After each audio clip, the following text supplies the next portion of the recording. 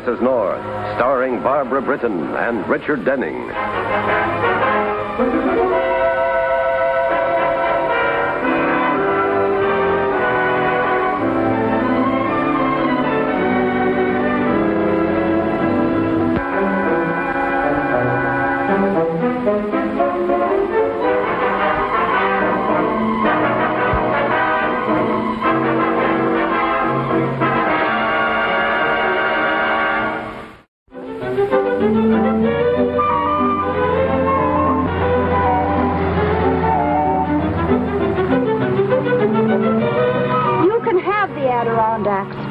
I don't wonder Rip Van Winkle slept so long. I'm surprised he ever woke up.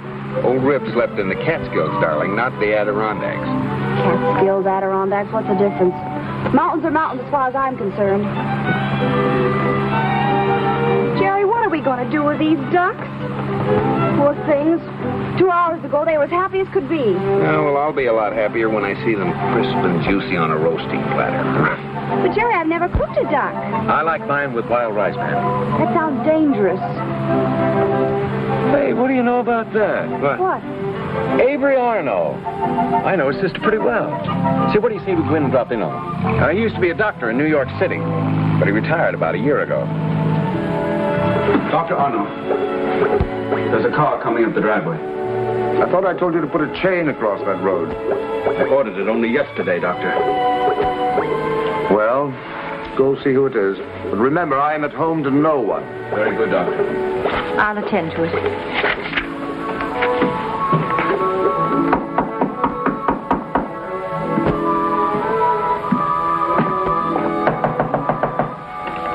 Who is it?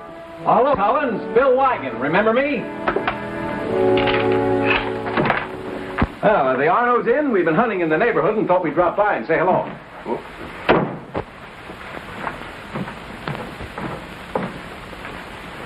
Well, at least they don't have to worry about refrigeration with a character like that around. Who, Collins? No, he's a patient of the doctor, a mental case of some sort. He's devoted to the Arnos. Bill Wigan. Well, Ellen, hello. It's been a long time, hasn't it? I should say. Oh, may I present Mr. and Mrs. North, Miss Arno? How do you do? Well, what on earth brings you way up here? Show her, Jerry. Oh, those poor, skinny little creatures. Aren't you ashamed of yourself? Bill tells me you have a wonderful recipe for wild ducks, Miss Arno. Could I have it framed, maybe? Of course, Mrs. North. Oh, Collins, would you put the ducks on ice, please? Very well, Miss Arno. Won't you come into the living room? Of course, you have to hang them first. Who? The ducks. Oh. Then you rub them inside with salt. I'm not being a very good hostess, am I? Bill, would you help me with the cocktail things? I'd be delighted to, Ellen. We'll be right back.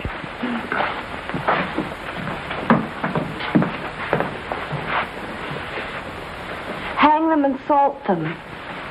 That recipe sort of goes with a creepy place like this, Jerry. I have a feeling there's something going on. Yeah, it is kind of weird, isn't it? Maybe we ought to take the ducks and get out of here.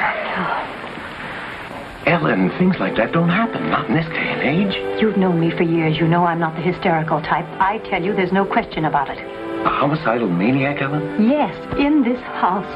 Bill, it's awful. It's terrifying. Ellen, you need to calm down. How can I? Just now, as I came down the stairs, I saw the shadow of a man running toward the driveway. Okay, Ellen. I'll have a look. Good. I'll get the cocktail things.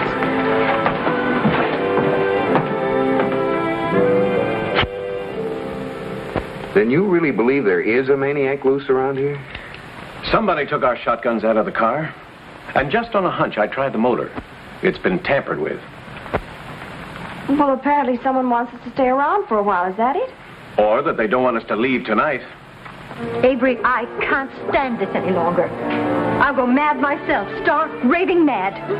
You know my feelings, Ellen. I can do nothing about it. Be reasonable. Why, living here under these conditions is like living in a perpetual nightmare. Or do you want me to leave you? Good heavens, no. You're my sister. I need you. You know that. Both of you. Like Ellen, I'm nearing a breaking point. We've been all through this before, and you know the answer. Dr. Eckner here yet? He's waiting for you in the study. But this is my last night in this house, Doctor. That's final. Well, what about your friend, Dr. Arno? Doesn't he have a car? It's in the village for repairs. At least that's what the butler said. Bill, I don't like this whole setup, and Pam doesn't either. After all, the Arnos are complete strangers to us. I know, Jerry, I know. And I'm sorry I put you in a spot. After you hang them and salt them, I wonder what you do. With what? The ducks. Open the door, will you? I have a train myself. Sorry to have been so long. Now, what does who like to drink, and who wants one jigger or two? Well, I'll mix pans if you don't mind, Miss Arno. She likes charged water with a cork dipped into it exactly 1/2 second. Miss Arno, would you think it terribly rude of us if we phoned for a cab? You see, Jerry is a book publisher, and there's an author in from the coast for just one night in New York. Mrs. North, there isn't a cab within 50 miles. And in any event, you couldn't phone. I tried the phone just now, and I couldn't even raise the operator. Bill, will you see if the line is clear? All right.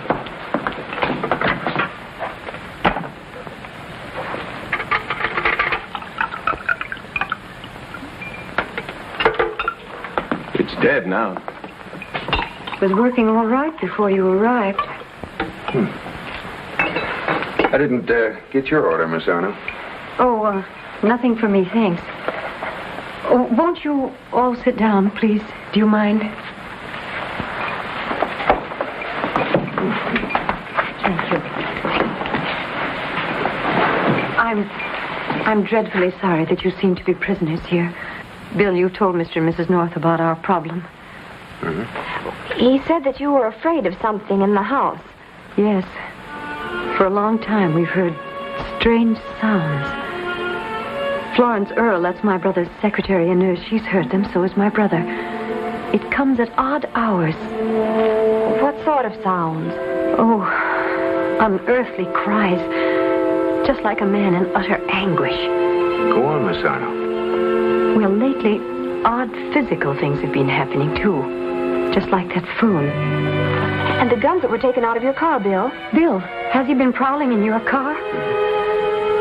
Well, coupled with the phone, that means... You're right, Miss Arno. With your car unavailable and Bill's crippled and no possible communication to or from the house, that must mean that tonight's the night for someone to... Maybe us. Well, have you any idea as to the identity of this creature? Well, after a fashion.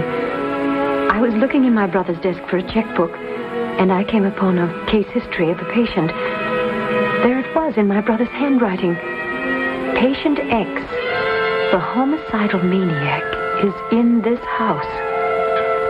Why haven't you given this matter to the police? Well, my brother regards his patients as his children. He will not have him turned over to the police. But if this one is dangerous... He still thinks he can effect a cure.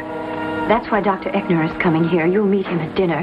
He's a very old friend and authority on mental cases. I'll be a mental case myself if this isn't cleared up tonight.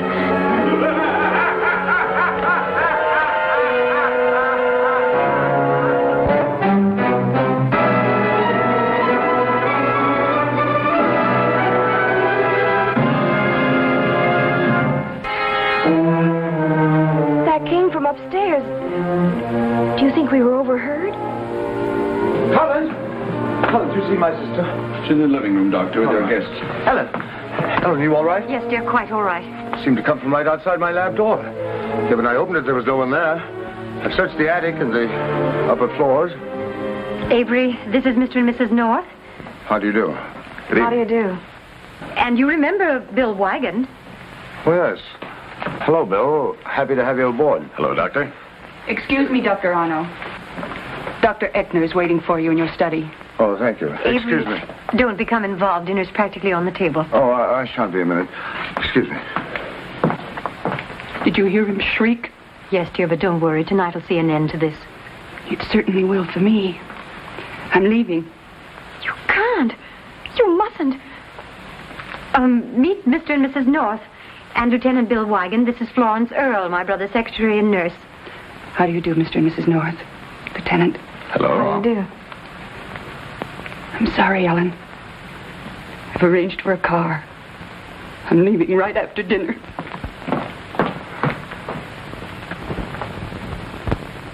We at Hampstead University believe in facing such issues squarely.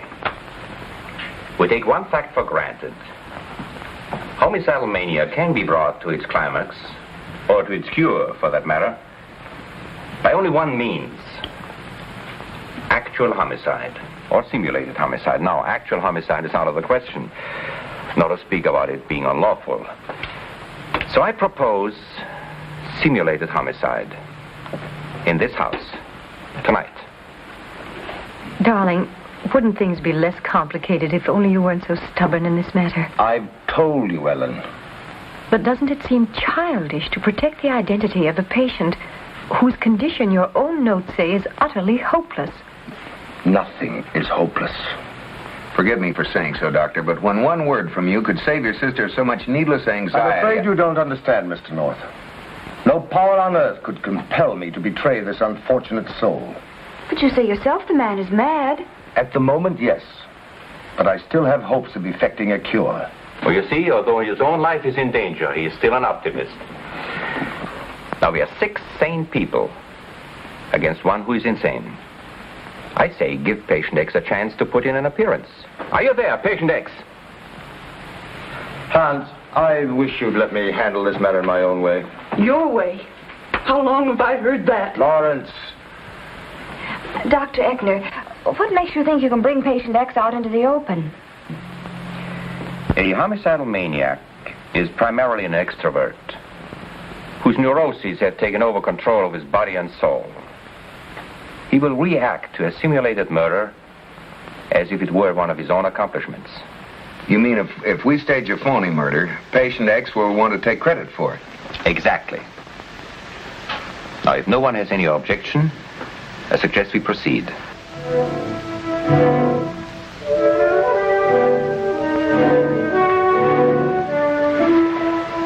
Ladies and gentlemen, I take your silence as assent. I warn you, Avery. I intend to expose you, patient X. If you refuse to save yourself, I think it's time that we, your friends, save you for us. Whatever you say, Hans. You would please write on 6 slips of paper the following. Just a minute. There's someone listening behind that door. Enter! Enter, patient X.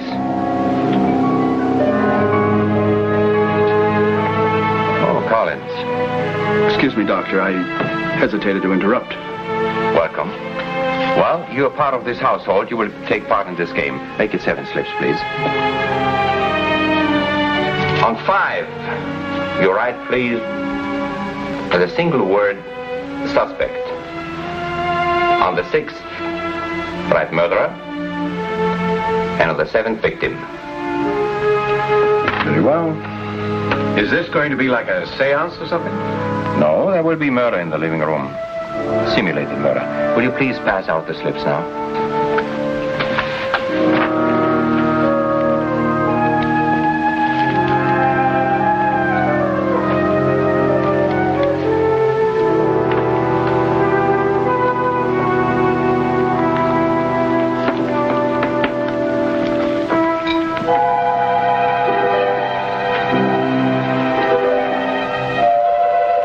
Now read your rolls. 5 of you will be suspects.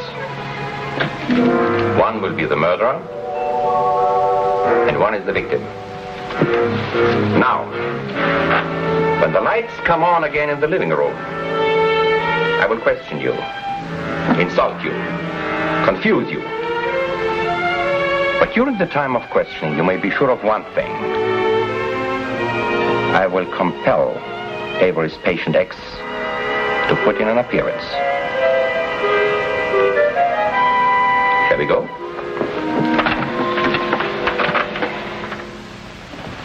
I will play the piano. You will mill here and there. All the while, my music will stimulate the confused nerves of a potential murderer. Now, when I say kill, whoever among you has the slip reading victim will crumple to the floor. If patient X arrives, I'll take charge. You see what I meant about police interference? You're not going to use your gun, Lieutenant, or your authority.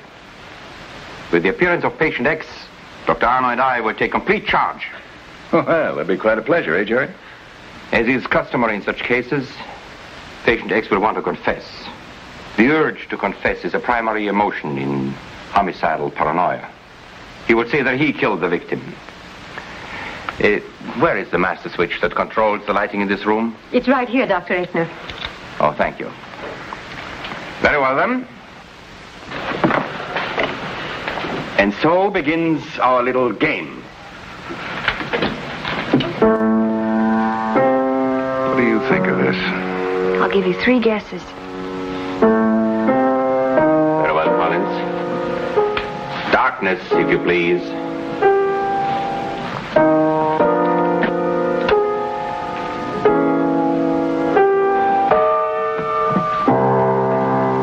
Proceed.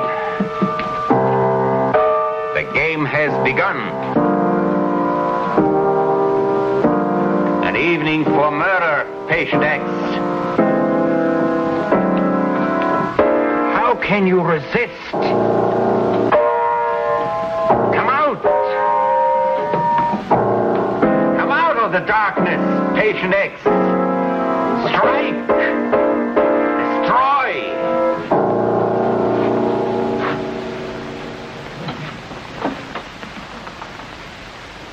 The Borgias did it with poison.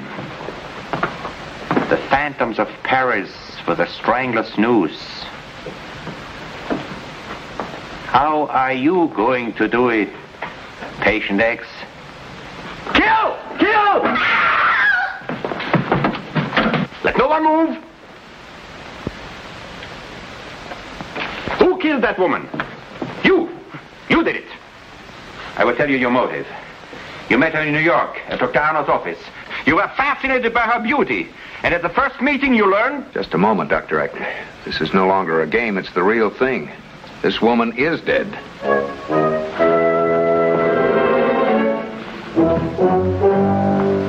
this is impossible.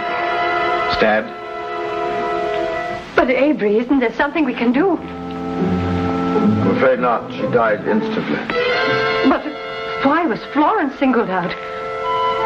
Well, the only conclusion I can reach is that patient X must have slipped into this room, took part in the game, and when he'd selected this victim, struck.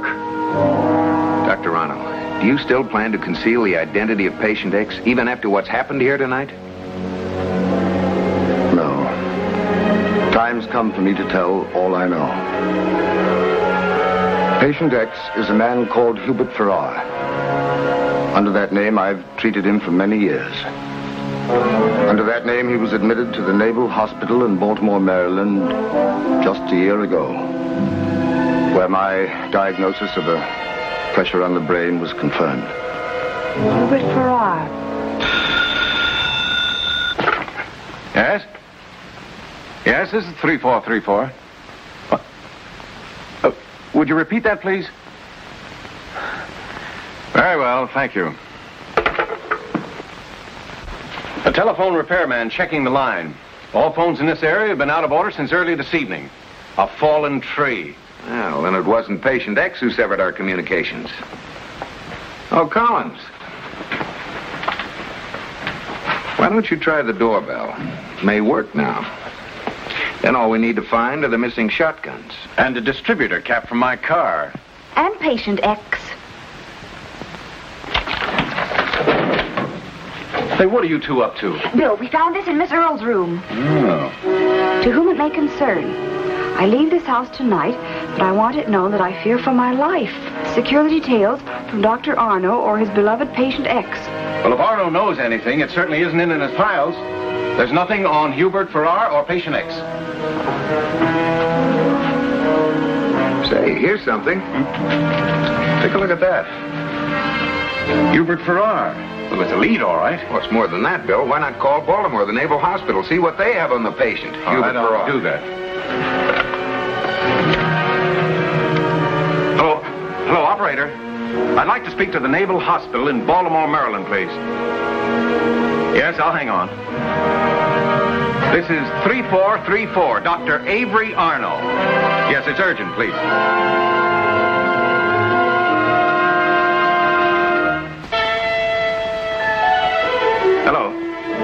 is this the Naval Hospital at Baltimore? I'd like to speak to the registrar, please. Hello, registrar? This is Lieutenant Wygum, New York Police. I'd like to check the record of a patient. Yes, well, he was there for a diagnosis approximately a year ago. Yes, his name is Hubert Farrar.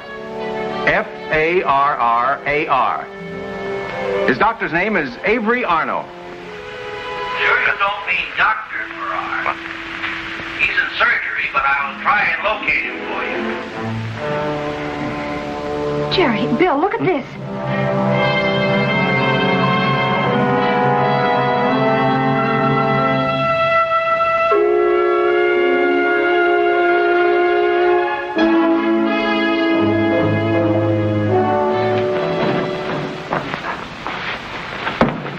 We're getting no place.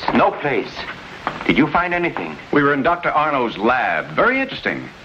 You know, Dr. Eckner, your little game, despite the fact that it backfired here tonight, has merit. But I suggest that we carry it out a step further. For instance? Pam, will you take over the piano department? We'll play the little game all over again. Who knows? Maybe patient X will come out of the woodwork.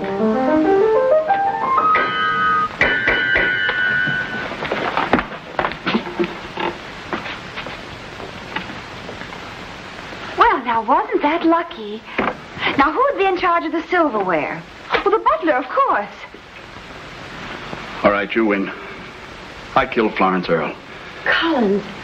Oh, that's very commendable, Collins, but you're not telling the truth. Dr. Arno is the murderer. How dare you, Mrs. North? Miss Arno, your brother is patient X. Oh, utterly ridiculous. Avery is very sick, Ellen. Since boyhood, he's had a Jekyll and Hyde complex. How can you presume a thing like that? In his confusion tonight, he made a slip of the tongue and named Hubert Farrar as patient X. Hubert Farrar's a naval doctor, an old friend of your brother's. He told us on the phone the whole history of the case. He warned your brother over a year ago that he had a pressure on the brain. Doctor, say this isn't true. Oh, now I see. He killed Florence Earle because she planned to expose him. Oh, he's hopelessly mixed up. Jekyll and Hyde, that explains it. You knew about it too, Collins. That's why you took the guns from the car. He did it to protect me. I'm sorry, Ellen. I'm afraid it's all true. These are going to be the saddest words of my life. I thought I was cured. Until tonight, I was certain of it. And then something snapped, just as it had before. I didn't want to kill Florence. I don't even remember doing it. I know I did. So I fought it and fought it. This is no good. It's like a black cloud suddenly coming out of a clear sky.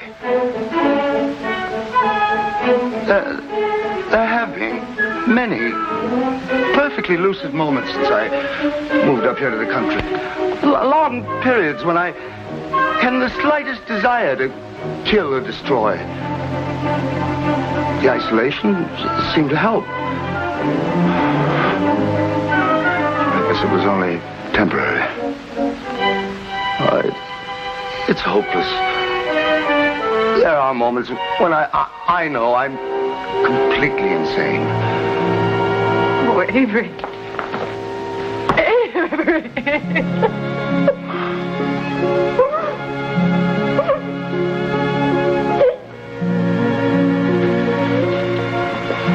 Doctor, I think you better take care of your friend. But the murder of Florence Earle? I think the verdict will be not guilty by reason of insanity. Oh, am I glad that one's over. You can say that again. You know, with that Dr. Arno running around loose, we could have all been dead ducks. Ducks. Ducks! What? We've got to go back. Our ducks are in their icebox. Just forget it, darling. We can buy some in town. But that won't help. Why? Because Ellen never finished telling me the recipe. She only got as far as the salt and pepper, and then Florence was murdered, and surely a duck needs more seasoning than that. Shall I turn around? Do, and there'll be another dead duck.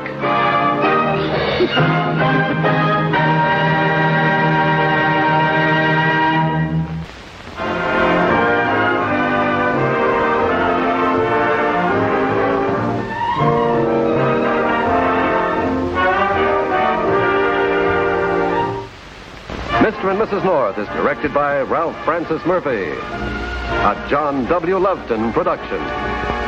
Produced by Federal Telefilms.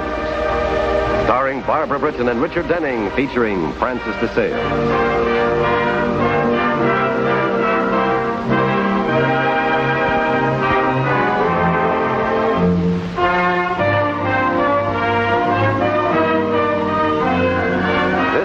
Film presentation.